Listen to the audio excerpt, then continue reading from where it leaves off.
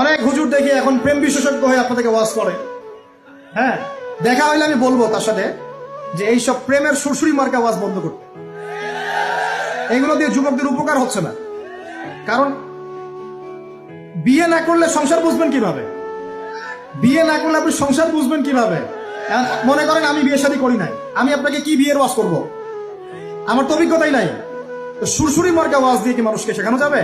এই সময় অনেক জনপ্রিয় একজন বক্তা হচ্ছে আবু তোহা মোহাম্মদ আদনান।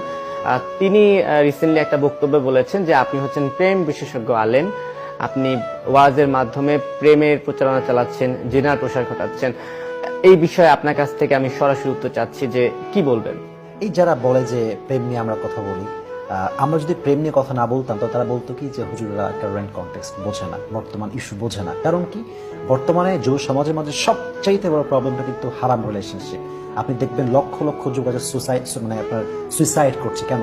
এই যে পাল্লায় পড়ে, নেশায় পড়ে, আসক্ত হয়ে কারো প্রতি। তো আমি ট্রাই করি ওখান থেকে বের করে নিয়ে আসার জন্য।